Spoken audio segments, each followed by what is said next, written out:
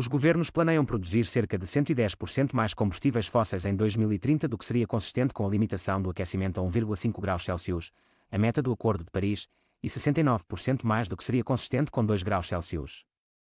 Conclui um novo relatório do Programa das Nações Unidas para o Ambiente PNUA. Isto acontece apesar de 151 governos nacionais se terem comprometido a atingir emissões líquidas nulas e de as últimas previsões sugerirem que a procura global de carvão, petróleo e gás atingirá o seu pico nesta década. Quando combinados, os planos governamentais conduziriam ao aumento da produção mundial de carvão até 2030 e da produção mundial de petróleo e gás até,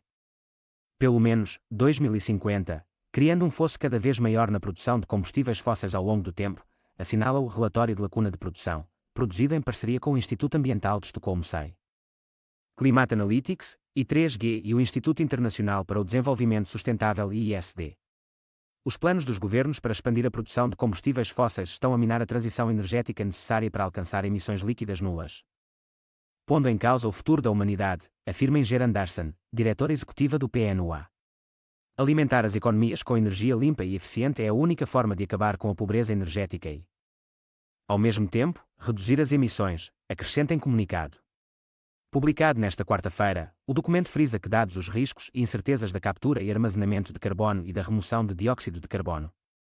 os países devem ter como objetivo a eliminação quase total da produção e utilização de carvão até 2040 e a redução combinada da produção e utilização de petróleo e gás em 3/4 até 2050. A partir dos níveis de 2020, no mínimo.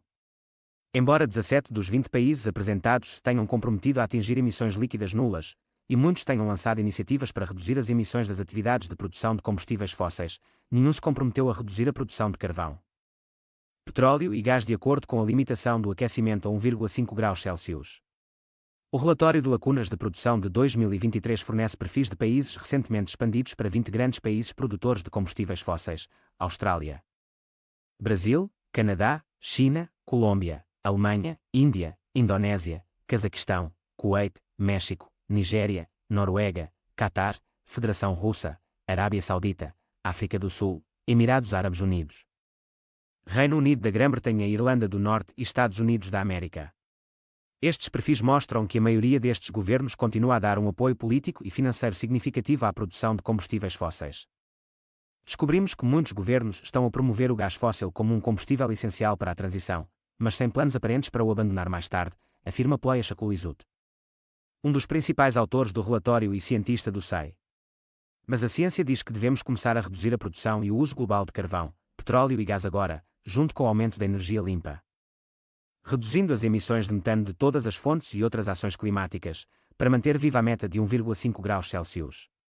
Os investigadores referem que os governos com maior capacidade de transição para abandonar os combustíveis fósseis devem ter como objetivo reduções mais ambiciosas e ajudar a apoiar os processos de transição nos países com recursos limitados. Apesar de os governos de todo o mundo terem subscrito objetivos ambiciosos de emissões líquidas nulas, a produção mundial de carvão, petróleo e gás continua a aumentar. Enquanto as reduções previstas não são nem de perto nem de longe suficientes para evitar os piores efeitos das alterações climáticas, este fosso cada vez maior entre a retórica dos governos e as suas ações está não só a minar a sua autoridade,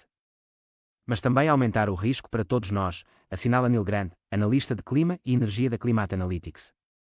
E acrescenta: já estamos a caminho, nesta década, de produzir 460% mais carvão, 82% mais gás e 29% mais petróleo do que seria compatível com o objetivo de um aquecimento de 1,5 graus Celsius.